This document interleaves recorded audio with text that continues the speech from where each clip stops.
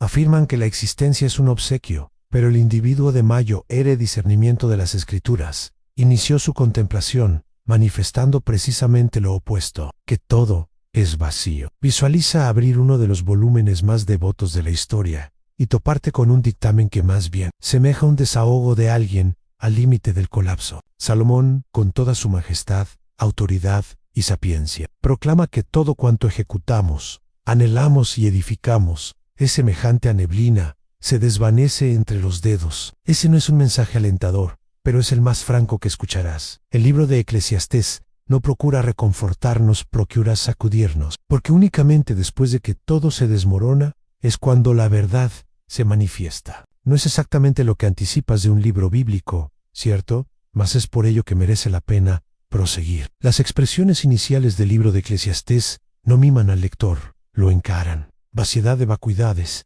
expresa el predicador, vaciedad de vacuidades. Todo es vaciedad. Esta declaración presente justo al comienzo del capítulo 1. En el versículo 2, opera como un golpe silente en el espíritu de quien lee. Pero la palabra vaciedad en el hebreo original es hivel, que literalmente denota neblina o aliento. Salomón, el autor tradicional de este volumen, está comunicando que todo lo que se observa, todo lo que se persigue, todo lo que se alcanza, es como neblina, se escurre entre los dedos. Esta representación desconcertante no es una convocatoria al desaliento, sino el principio de un peregrinaje espiritual sincero. El predicador pretende despegarnos de la tranquilidad de los espejismos, para disponernos para una verdad más honda. Poco después de proclamar la vaciedad de todas las cosas, el autor formula una interrogante que reverbera a lo largo de las generaciones. ¿Qué beneficio obtiene el hombre de todo su afán con que se fatiga bajo el sol? Eclesiastés, capítulo 1, versículo 3. Esta pregunta es el núcleo del libro y quizá la cuestión más universal jamás planteada. ¿Por qué corremos tanto, atesoramos tanto, perseguimos tanto, si todo parece esfumarse al final? Esta zozobra no es formulada por un cínico, sino por alguien que ya poseyó todo. Salomón habla como un monarca que experimentó los deleites, el dominio, el entendimiento y la gloria. Su desazón es la de alguien que alcanzó la cumbre y descubrió que la cumbre no era el término de la escalera. La hermosura del libro de Eclesiastés yace en su descarnada franqueza. En vez de pintar la vida con tonalidades de ilusión, desgarra los velos. Lo que aparenta pesimista a primera vista es en realidad una invitación a la clarividencia. Al decir que todo es neblina, Salomón nos está auxiliando a entrever la naturaleza pasajera de la existencia. Nada es perdurable en este mundo. El cuerpo marchita, la celebridad se apaga, los bienes mudan de poseedor. Esta conciencia, lejos de conducir al nihilismo, puede llevar a la genuina sabiduría, aquella que comprende el valor de las cosas por lo que genuinamente son y no por lo que prometen ser. Al denominar a todas las cosas vaciedad, el texto no está menospreciando el valor de la vida. Está de hecho denunciando el yerro de depositar la esperanza definitiva en asuntos transitorios. Cuando la carrera profesional se convierte en un ídolo, devora. Cuando la familia se convierte en un escudo de identidad, oprime. Cuando el placer se convierte en adicción, subyuga. El libro de Eclesiastés no dice que el mundo carece de belleza, dice que él no puede soportar el peso de nuestro significado. Solamente algo eterno puede sustentar el alma humana, y todo lo que es bajo el sol no basta. Esta apertura densa y desorientadora prepara el terreno para los siguientes capítulos. Salomón nos guiará por diversos senderos de la vivencia humana, probando cada uno como si fuera un ensayo de vida. La afirmación de que todo es vaciedad no es el fin del raciocinio, sino la primera capa removida para que otras verdades sean descubiertas. Es como si el autor dijera, antes de hallar lo que vale la pena, necesitamos encarar lo que no vale, y ese valor de confrontar el espejismo es el comienzo de la verdadera sabiduría. Al observar la naturaleza, Salomón ve en ella no solo hermosura, sino una reiteración que roza lo absurdo. Describe el sol que sale y se oculta, el viento que gira en ciclos, los ríos que fluyen hacia el mar y nunca lo colman. Eclesiastés, capítulo 1, versículos 5 al 7. El mundo semeja a un engranaje incansable, donde todo sigue operando, pero nada arriba a un propósito definitivo. Esta imagen de la creación rotando sin cesar trae una sensación de estancamiento, como si la vida fuera una rueda en movimiento, pero sin destino. Esta percepción amplifica la tensión de la pregunta inicial. ¿Qué verdaderamente cambia bajo el sol? El ciclo natural sirve de espejo para la vida humana. Las generaciones llegan y se van, pero el mundo persiste igual. Es como si la historia humana estuviera atrapada en un patrón, donde nuevas personas viven las mismas vivencias antiguas, cometen los mismos errores y buscan los mismos sueños. Esta reiteración fatiga. El versículo 8 declara: todas las cosas son fatigadas, tanto que nadie puede expresarlo. Aindan, hay un desgaste que no se resuelve con vacaciones o reposo. Es un agotamiento existencial, enraizado en la propia estructura de la vida. Esta reflexión confronta directamente el ideal moderno de progreso continuo. Vivimos en una cultura que valora lo novedoso, el avance, la superación, pero Eclesiastés apunta a la paradoja.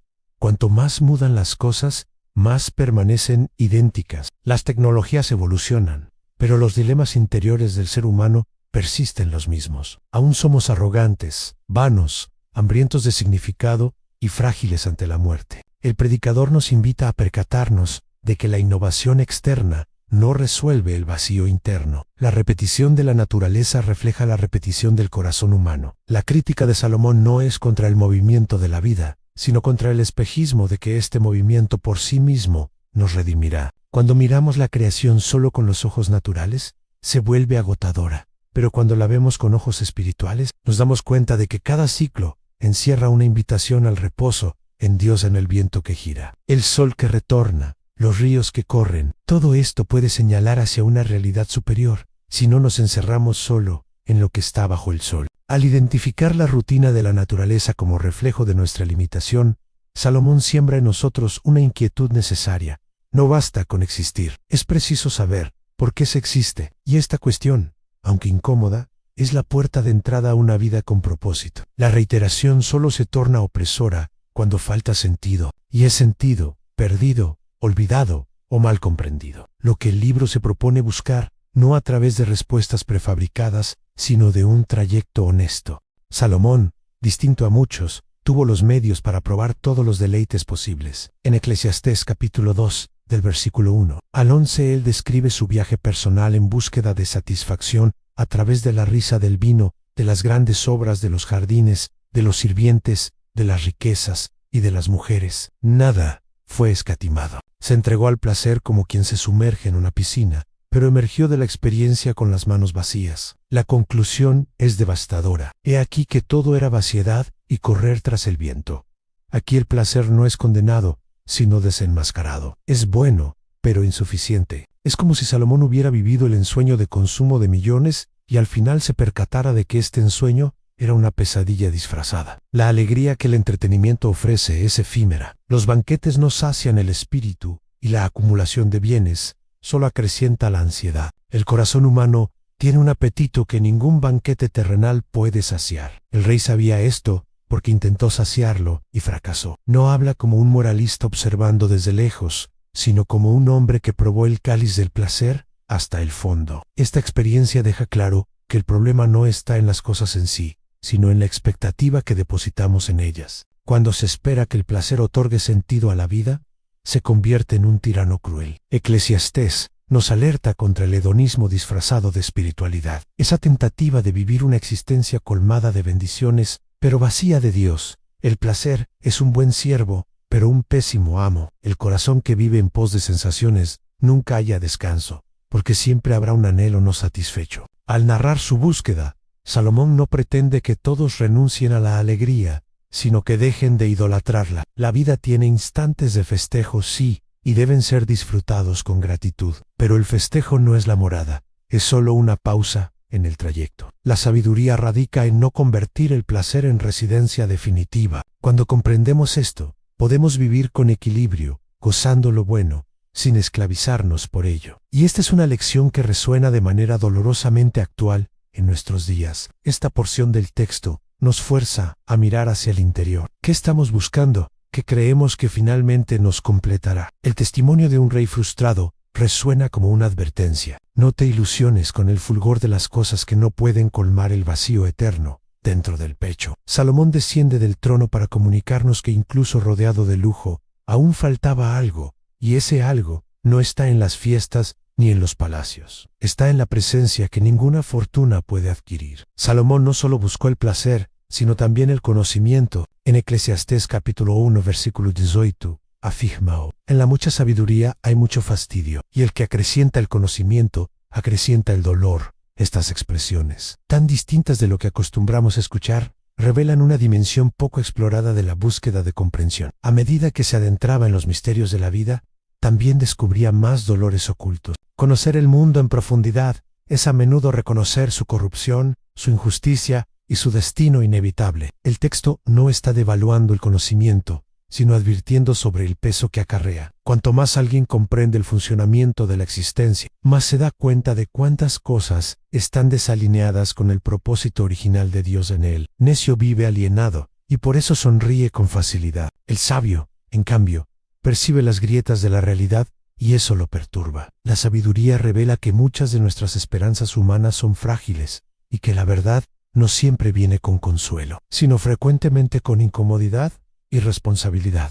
Hay un padecimiento peculiar en ver el mundo tal cual es. La sabiduría auténtica no produce soberbia, sino humildad. Reconoce sus límites, lamenta el estado del mundo y entiende que el conocimiento por sí solo no salva. Esto nos aproxima al clamor de los profetas y del mismo Cristo, que al mirar a Jerusalén lloró, incluso siendo el Verbo encarnado. Salomón, a pesar de toda su inteligencia, se enfrenta a la impotencia del hombre ante el ciclo de la muerte y la limitación del tiempo. Esta constatación puede sacudir los cimientos de una fe infantil, pero es precisamente ahí donde comienza la madurez espiritual, cuando dejamos de ver el saber como un fin en sí mismo y empezamos a usarlo como un puente hacia Dios. El conocimiento se convierte en un instrumento de reverencia, no de desesperación. En este punto, la sabiduría empieza a cumplir su auténtico rol, no ofrecer todas las respuestas, sino conducirnos al temor del Señor, que es el principio de toda sabiduría. En esta etapa de la narrativa, Salomón nos muestra que la mente sin Dios se torna una carga. Deja claro que pensar, cuestionar y aprender son caminos legítimos, pero peligrosos si se aíslan de la fe. El saber que no nos conduce a lo eterno se transforma en carga, no en luz, y por eso es esencial entender que la verdadera sabiduría comienza cuando nos enseña a doblar las rodillas. Tras investigar el placer y la sabiduría, Salomón vuelve su mirada hacia el trabajo. Ese esfuerzo constante que consume los días y hurta las noches de reposo. En Eclesiastés, capítulo 2, versículos 18 al 23. Expresa su angustia al darse cuenta de que todo el fruto de su labor será dejado para otro, alguien que quizás sea sabio o necio. Aquí se revela una frustración profunda, no solo con el acto de trabajar, sino con el hecho de que el trabajador no tiene control sobre el legado de su obra. El texto desnuda una realidad incómoda. La vida está hecha de labor, pero la muerte no respeta esfuerzo. Muchos viven obsesionados con la carrera, construyendo imperios, atesorando bienes, imaginando que eso garantizará seguridad o reconocimiento. Sin embargo, Salomón se da cuenta de que el control es un espejismo. La herencia puede caer en manos de alguien que la desprecie. La obra de una vida entera puede deshacerse en pocos años. Todo aquello por lo que se sudó puede transformarse en polvo en las manos equivocadas. La inquietud de Salomón se intensifica cuando habla de las noches sin sueño y del dolor del corazón que acompaña al trabajador. No está hablando de perezosos, sino de personas que se dedican al máximo. El problema no es el trabajo en sí, sino el sentido que se le atribuye. Cuando el labor se mueve solo por ambición, orgullo o miedo a la escasez, se convierte en cautiverio. El trabajo que debería ser bendición se convierte en carga cuando se desconecta del propósito eterno. Sin embargo, Salomón no propone el abandono del trabajo, sino el cambio de perspectiva. Está edificando un argumento que solo se revelará plenamente más adelante, que el hombre debe alegrarse con el fruto de su esfuerzo mientras puede, pero sin hacer de eso el centro de su identidad. Trabajar es necesario, pero confiar en el trabajo como fuente de seguridad o realización es un engaño. Todo lo que se hace bajo el sol necesita estar anclado en algo que esté por encima de él. En la reflexión sobre el trabajo nos obliga a revisar motivaciones. ¿Por qué hacemos lo que hacemos? ¿Para quién edificamos? El esfuerzo diario puede ser un acto de adoración o de vanidad, dependiendo de lo que nos mueva. Salomón nos invita a trabajar con las manos en la tierra, pero con los ojos en el cielo, porque al final, solo lo que está firmado en Dios perdura. Eclesiastés capítulo 3, del versículo 1 al 8, trae uno de los pasajes más conocidos y poéticos de la Biblia. Todo tiene su momento determinado, y hay momento para toda finalidad bajo el cielo. Con esta afirmación, Salomón revela un aspecto profundo de la vida. El tiempo no es caótico, sino ordenado por una sapiencia que excede nuestra comprensión. Hay instantes precisos para nacer y morir, plantar y cosechar, rear, while order, abrazar y alejar. Esta secuencia no es una simple observación de la rutina humana, sino un retrato de la soberanía divina sobre todas las estaciones de la existencia. Esta visión del tiempo confronta nuestra impaciencia moderna. Queremos resultados inmediatos, soluciones instantáneas, confort permanente, pero Salomón muestra que la vida se despliega en ciclos y que intentar forzar las estaciones es luchar contra el propio Creador. Hay periodos de silencio que son tan necesarios como los tiempos de habla. Existen fases de pérdida que preparan el terreno para las ganancias futuras. El tiempo es pedagógico, y quien se niega a aprender de él sufre más de lo necesario. La hermosura de este pasaje está en reconocer que el tiempo, aunque impredecible a nuestros ojos, está bajo control a los ojos de Dios. Él no solo ve el principio y el final, Él los determina. Esto no significa que cada sufrimiento sea deseado por Dios, sino que Él es capaz de redimir cada estación. No hay tiempo desperdiciado cuando se vive con los ojos puestos en el eterno. Hasta el llanto tiene su función y el dolor su propósito. El tiempo bajo el cielo se vuelve sagrado cuando se entiende que refleja el tiempo sobre el cielo. Esta perspectiva nos enseña a respetar los ritmos de la vida. En lugar de intentar apresurar lo que debe madurar o resistir lo que debe partir, somos llamados a confiar en el autor del tiempo. No se trata de pasividad, sino de sabiduría. Saber esperar es una forma de fe. Aceptar los ciclos no es resignación, es discernimiento espiritual. El desajuste entre nuestro reloj y el de Dios es muchas veces el origen de nuestras frustraciones. El texto nos invita a escuchar la música del tiempo con más atención. Cada estación de la vida, incluso la más dolorosa, es parte de una composición mayor. Cuando dejamos de luchar contra el tiempo y comenzamos a aprender de él, damos un paso hacia la paz. Salomón nos muestra que no hay fase inútil ni momento perdido. Todo tiene su momento, y cuando ese momento se vive con fe, se convierte en semilla de eternidad. En el mismo capítulo 3, versículo 11, Salomón lanza una de las declaraciones más profundas y enigmáticas de toda la Escritura. Dios hizo todo hermoso en su debido momento. También puso la eternidad en el corazón del hombre. Esta afirmación revela un dilema espiritual que atraviesa el alma humana. Fuimos creados con un sentido de infinito, pero estamos atrapados en el tiempo. Esa tensión genera inquietud. Por más que tratemos de contentarnos con el aquí y ahora, hay dentro de nosotros un llamado hacia algo que está más allá. El ser humano es el único entre las criaturas que mira al cielo y se pregunta sobre el propósito de la existencia. Los animales viven sus ciclos sin cuestionamiento. Ya nosotros, incluso rodeados de abundancia, experimentamos el vacío. Esa eternidad en el corazón es la firma del Creador en nuestra alma, un recordatorio de que pertenecemos a algo más grande. Pero al mismo tiempo, vivimos aplastados por la finitud, por las limitaciones del cuerpo, por las pérdidas, por el tiempo que no se detiene.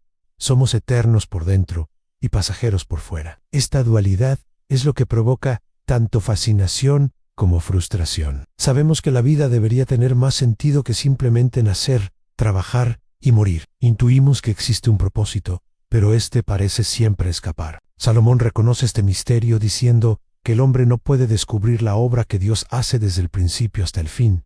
Esto no es una declaración de desánimo, sino de humildad. Hay una sabiduría mayor en curso, incluso cuando no comprendemos los detalles. Ese anhelo por lo eterno, si es ignorado, puede llevar a la idolatría, al esfuerzo desesperado de llenar el vacío con éxito, bienes o experiencias. Pero si es acogido con fe, puede conducirnos a la presencia de Dios, a la eternidad que palpita en nosotros. Es como una brújula que señala hacia un norte real, pero no puede llevarnos allí por sí sola. Solo el Creador puede completar aquello que Él mismo plantó en nuestro corazón. Y esa búsqueda sincera de sentido es lo que transforma la angustia en encuentro. Salomón nos revela que la vida no se resume a lo que vemos. Hay algo eterno operando en medio de lo transitorio.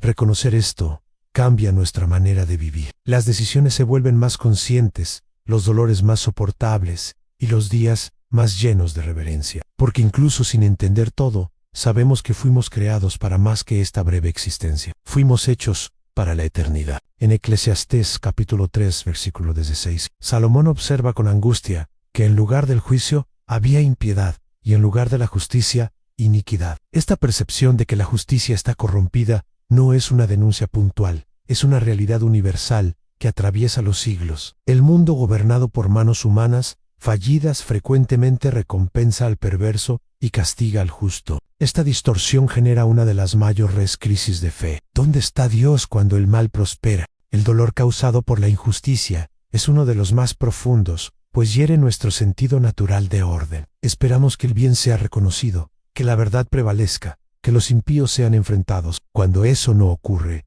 el corazón se abate. Salomón no ignora este dolor, lo enfrenta de frente, pero al mismo tiempo señala hacia una esperanza que está más allá de la justicia humana. Él declara que Dios juzgará al justo y al impío, versículo 17. Es decir, el juicio puede fallar aquí, pero no fallará al final. Esta confianza en el juicio divino no es una fuga de la realidad, sino un ancla para el alma. Cuando entendemos que habrá un ajuste de cuentas definitivo, logramos vivir sin caer en la desesperación o en la venganza. Esto no significa conformarse con la injusticia, sino no ser consumido por ella. Es saber que incluso cuando todo parece fuera de control, Dios sigue siendo justo y soberano. El tiempo de Él no es el nuestro, pero la justicia de Él es perfecta. Esta visión también nos desafía a vivir con integridad, incluso en un sistema corrompido. Si la justicia humana es limitada, la fidelidad a Dios se vuelve aún más esencial. No somos llamados a manipular el sistema para protegernos, sino a confiar en el carácter del justo juez. Vivir con rectitud, incluso cuando no hay recompensa visible, es un acto de fe que apunta hacia el reino que vendrá. La esperanza del juicio eterno da sentido a la perseverancia presente. Eclesiastés, al tratar con la injusticia, no entrega respuestas simplistas, sino que ofrece consuelo y dirección. Nos recuerda que aunque la balanza terrenal esté desequilibrada, hay una justicia celestial que nadie podrá evitar. Y es esta certeza la que fortalece el corazón cansado, sostiene al oprimido y nos impide volverse cínicos. La justicia puede tardar aquí, pero nunca falla ante el trono de Dios. En el capítulo 4, versículo 8, Salomón dibuja el retrato de un hombre que trabaja incansablemente a acumular riquezas, pero no tiene a nadie con quien compartir. Se pregunta, ¿para quién trabajo yo, privando a mi alma del bien? Esta escena no está distante de la realidad actual. Muchos viven en función de metas, productividad y éxito, pero se olvidan del alma, y peor aún de las personas a su alrededor. El resultado es una vida colmada por fuera, pero hueca por dentro.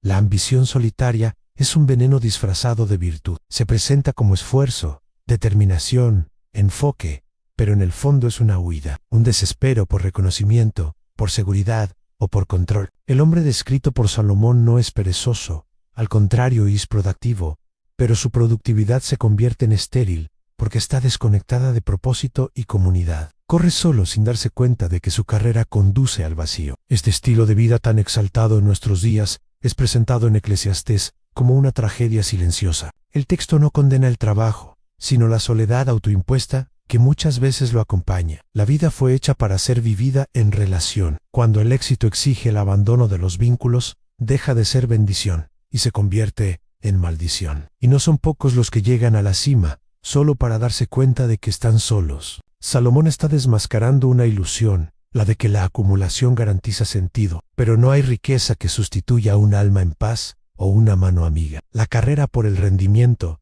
por el estatus y por el poder esconde el miedo a no ser suficiente. Sin embargo, al final lo único que queda es un corazón cansado y nadie cerca. El hombre solitario de Eclesiastés es un espejo para nuestra generación hiperconectada, pero profundamente aislada. La pregunta dejada por este pasaje es incisiva. ¿De qué vale tanto esfuerzo si al final no hay con quien celebrar? Esta cuestión debería llevarnos a reevaluar prioridades. La verdadera prosperidad no está en lo que se acumula, sino en lo que se comparte. Vivir bien es vivir con propósito y en comunidad. Y esto exige valor para desacelerar, para cuidar de los lazos y para recordar que al final lo que realmente importa son las personas que caminan a nuestro lado. Poco después de denunciar la tragedia de la soledad, Salomón ofrece una respuesta clara y reconfortante. En Eclesiastés capítulo 4 versículos 9 al 12, exalta el valor de la compañía con una declaración atemporal. Mejor es ser dos que uno,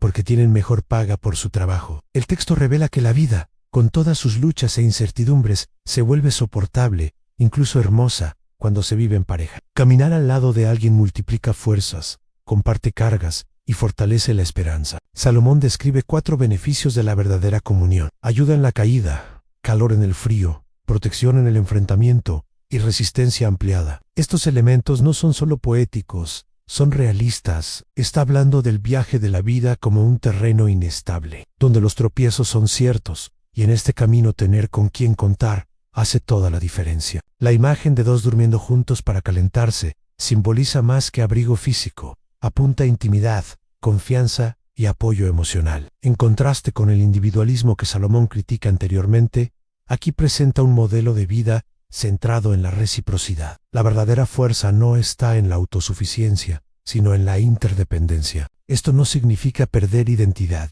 sino reconocer que fuimos creados para la conexión. Dios desde el principio declaró que no es bueno que el hombre esté solo, y esta verdad sigue resonando en cada página de la existencia humana. El aislamiento no es un signo de fuerza, sino a menudo de miedo o orgullo disfrazado. La sabiduría contenida en este pasaje también habla sobre discernimiento. No toda compañía es saludable, pero la compañía adecuada es insustituible. Amigos que edifican, hermanos de fe que sostienen, cónyuges que animan, colegas que caminan con integridad, son todas expresiones de la gracia de Dios en nuestras vidas. El cordón de 3 dobles mencionado en el versículo 12 señala no solo la fuerza del trío humano, sino también la presencia divina que une y fortalece los lazos legítimos. En medio del mundo acelerado, digital y competitivo en el que vivimos, esta enseñanza sigue siendo profética. Necesitamos dejar de glorificar la soledad y redescubrir el valor del vínculo. Vivir bien es vivir acompañado, y más que eso es ser alguien confiable,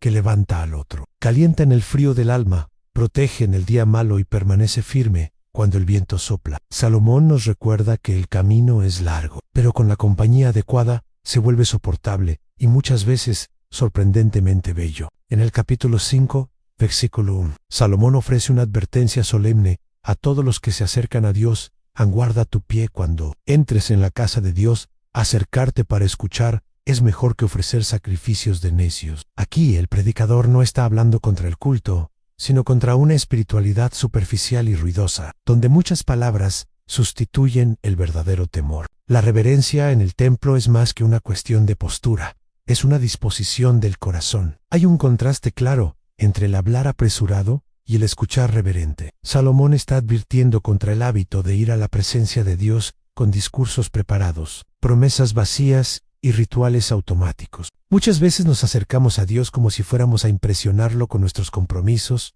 votos o teologías, pero Él no se impresiona con nuestras palabras. El Señor busca un corazón quebrantado y oídos atentos, no una boca llena de juramentos que no serán cumplidos. Este pasaje también critica la ligereza en los votos. En los versículos 4 al 7, el texto dice que es mejor no prometer que hacer un voto y no cumplirlo. Dios toma en serio lo que decimos delante de Él.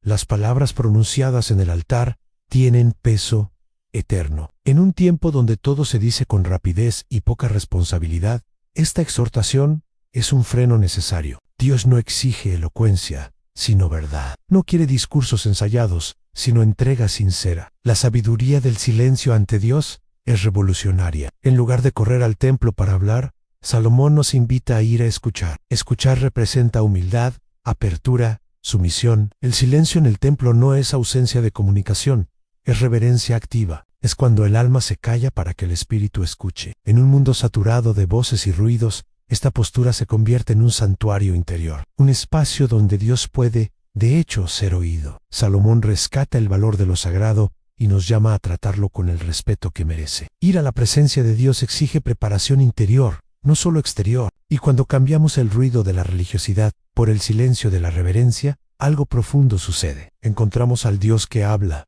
pero solo se manifiesta plenamente a quien se dispone a escucharlo de verdad. En Eclesiastés capítulo 5 versículo 10, Salomón hace una afirmación cortante: quien ama el dinero nunca se saciará de dinero, y quien ama la abundancia nunca se saciará del ingreso. Esta declaración no es solo un aviso moral, sino un análisis espiritual preciso sobre el efecto que la riqueza ejerce sobre el corazón humano. La codicia no tiene fin. El alma que se entrega al amor por el dinero nunca encuentra descanso. Vive hambrienta, incluso rodeada de banquetes. Salomón habla con autoridad. Él fue uno de los hombres más ricos de la historia de Israel. Poseía oro en abundancia, palacios, sirvientes, todo lo que el mundo podría ofrecer. Pero al reflexionar sobre todo esto, se dio cuenta de que la riqueza no resuelve la ansiedad. Muchas veces la agrava. Cuanto más se tiene, más se teme perder. La abundancia genera preocupación, insomnio y competencia, y lo que parecía bendición se convierte en carga. La posesión sin propósito es peso, no victoria. Esta reflexión también señala la fragilidad de la confianza material. Salomón relata que muchos acumulan bienes sin saber para quién quedarán, o incluso pierden todo en malos negocios y quedan con las manos vacías. El dinero es volátil, se puede conquistar con esfuerzo y perder en un instante, e incluso, si permanece, no garantiza salud, paz o sentido para la vida. La seguridad que promete es engañosa, ya que no puede proteger contra lo que realmente importa. El problema no está en el dinero en sí, sino en el lugar que ocupa en el corazón. Cuando la riqueza se convierte en un ídolo, domina las emociones, dicta las decisiones y sofoca la generosidad. Salomón nos llama a vivir con equilibrio. Trabajar, sí, administrar con sabiduría, claro, pero sin idolatrar. Cuando el dinero es visto como herramienta y no como Dios, sirve, no esclaviza, y ahí el corazón encuentra libertad. Este pasaje de Eclesiastés desmantela la mentira de que más es siempre mejor. La búsqueda incesante de acumulación solo revela un vacío mayor. Salomón nos invita a romper esta cadena dorada y redescubrir la simplicidad, porque al final no es lo que se tiene, sino lo que se es y lo que se comparte, lo que realmente permanece. La riqueza puede ser bendición, pero solo cuando está sometida al Señor que da y sostiene todas las cosas. En el capítulo 7, versículo 1, Salomón declara: mejor es el nombre que el ungüento precioso y el día de la muerte que el día del nacimiento. Estas palabras, aunque desafiantes, nos invitan a reflexionar sobre lo que realmente permanece cuando nuestra vida termina. El nombre aquí no es solo una identidad, sino la reputación construida a lo largo de la existencia, el legado moral, espiritual y humano que dejamos atrás de nosotros. En contraste con el ungüento precioso que simboliza riqueza y lujo, el nombre es algo que el dinero no puede comprar, pero que define el verdadero valor de una vida. La afirmación de que el día de la muerte es mejor que el del nacimiento puede sonar extraña, pero Salomón está apuntando hacia un principio profundo. La vida no debe ser medida solo por el inicio prometedor, sino por el final digno. El nacimiento trae esperanza, pero la muerte revela el resultado del camino. Quien termina bien, incluso si ha comenzado con dificultades, es honrado. El fin del viaje revela si el camino fue recorrido con integridad, fe y temor a Dios. Esta visión invita a una vida consciente, donde cada acción importa y cada elección contribuye al tipo de persona que estamos convirtiéndonos. Más que logros, es el carácter lo que define la memoria que dejamos. En tiempos donde la imagen es más valorada que la esencia, esta sabiduría de Eclesiastés es contracultural. Un hombre íntegro vale más que fama momentánea. El respeto ganado con verdad tiene más peso que elogios comprados con vanidad. Salomón nos recuerda que nuestra vida será recordada por quien fuimos, no por lo que tuvimos. Nos invita a invertir en lo que realmente importa, en relaciones verdaderas, en un corazón humilde, en acciones de justicia y compasión. El buen nombre en este contexto es como un perfume que continúa siendo sentido incluso después de que el cuerpo ya no está presente. Es el tipo de recuerdo que inspira, consuela y honra a Dios. Esta reflexión nos lleva a examinar la forma en que vivimos hoy. ¿Qué están construyendo nuestras actitudes? ¿Qué historia estamos escribiendo con nuestras palabras, decisiones y actitudes? Salomón nos exhorta a vivir de tal manera que al partir nuestro nombre continúe hablando, edificando y glorificando al Creador. Porque al final, el verdadero tesoro no es lo que dejamos en bienes, sino lo que dejamos en ejemplo. El reconocimiento de la muerte, cuando bien entendido, es una herramienta poderosa para vivir con intencionalidad. Eclesiastés, lejos de ser un libro sombrío, es una invitación a la lucidez. Salomón nos llama a mirar la muerte no como enemiga, sino como consejera silenciosa. Ella nos recuerda la fragilidad de la vida y la importancia de amar, perdonar, trabajar con honestidad y buscar a Dios mientras se puede encontrarlo. La muerte nivela a los hombres, pero lo que cada uno construye entre el nacimiento y el fin revela lo que lleva en el corazón. Ante esto, La pregunta que queda es simple y al mismo tiempo urgente. ¿Estamos viviendo de forma digna antes de que este último suspiro nos alcance? Porque aunque la muerte sea inevitable, la manera en que vivimos hasta ella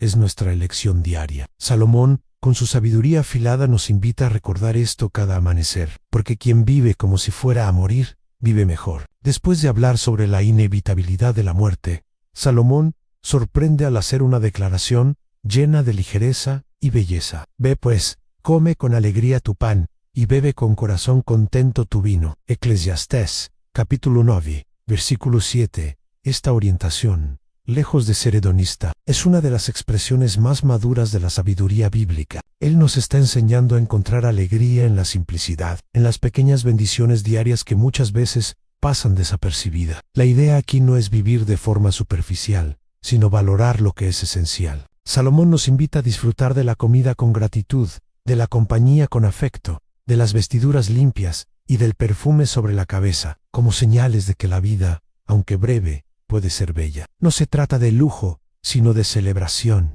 El texto enseña que Dios ya aprobó las obras del hombre, es decir, que Él se alegra cuando vivimos de forma íntegra y contenta, incluso en un mundo marcado por la vanidad. Este fragmento también refuerza la importancia de las relaciones. Salomón habla sobre disfrutar la vida con la mujer que amas todos los días de tu vanidad. Versículo 9. Él está diciendo: aprovecha a las personas mientras las tienes. No esperes una ocasión especial para demostrar cariño, para reír juntos, para compartir el pan. La alegría no está en los grandes hechos, sino en los pequeños gestos compartidos con amor. Esta visión es profundamente espiritual. Reconoce que aunque la vida sea corta, es un don de Dios. Aprovechar el momento presente con conciencia y gratitud es una forma de adoración. Es decir, con actos simples que confiamos en Dios, incluso cuando no entendemos todo. Salomón no está predicando el descompromiso, sino la ligereza que viene de saber que la vida no necesita ser perfecta para ser preciosa. En medio de un libro que lidia con temas tan densos como la muerte, la vanidad y la injusticia, este llamado a la alegría parece un rayo de sol entre nubes pesadas. Nos recuerda que la verdadera sabiduría sabe sonreír y que incluso debajo del sol podemos vivir días buenos, si aprendemos a reconocer las manos de Dios en los detalles, en el pan caliente, en el abrazo sincero, en la risa compartida. Esta alegría sencilla y sagrada es un don que solo los sabios aprenden a disfrutar. Al cerrar su larga y profunda meditación, Salomón no deja espacio para dudas sobre lo que realmente importa. En Eclesiastés capítulo 12, versículo 13, dice: de todo lo que se ha oído, la suma es: teme a Dios y guarda sus mandamientos, porque esto es el deber de todo hombre. Esta conclusión es como un faro firme en medio de la niebla de la existencia. Después de analizar el placer, el trabajo, la sabiduría, el tiempo y la muerte, señala el temor del Señor como el único fundamento seguro. El temor aquí no es miedo paralizante, sino reverencia profunda. Es la conciencia de que Dios es soberano, justo y santo, y que toda vida será evaluada por Él. Esta actitud no lleva a la culpa constante, sino a una vida guiada por propósito. Quien teme a Dios vive con integridad, incluso cuando nadie está mirando. Vive con humildad, reconociendo sus límites. Vive con confianza, sabiendo que está en las manos de aquel que ve el inicio, el medio y el fin. La guarda de los mandamientos no surge de la obligación legalista, sino de una respuesta amorosa. Salomón comprende que en un mundo marcado por la vanidad, obedecer a Dios es caminar contra la corriente, es rechazar la superficialidad y abrazar lo eterno. Los mandamientos de Dios son senderos seguros en un terreno inestable. Ellos protegen el corazón, orientan los pasos y alinean el espíritu al ritmo del Creador. Al declarar que Dios ha de traer a juicio toda obra, el autor cierra su libro con un recordatorio serio, pero liberador. Nada pasa desapercibido a los ojos divinos. Las pequeñas acciones, las intenciones escondidas, los pensamientos no expresados. Esta verdad nos despierta, pero también nos consuela. El mal no tendrá la última palabra, y el bien no será olvidado. Dios es justo, y su justicia es perfecta. Salomón cierra con sabiduría lo que comenzó con inquietud. La vida es sin neblina, pero cuando se vive en el temor del Señor, esta neblina se transforma en incienso que asciende al cielo. El sentido de la vida no está en entender todo, sino en confiar en aquel que gobierna todo. Temor a Dios y andar en sus caminos es al fin y al cabo lo que transforma la vaciedad en eternidad. Y esta es la verdad que sustenta al sabio, consuela al afligido y guía al peregrino.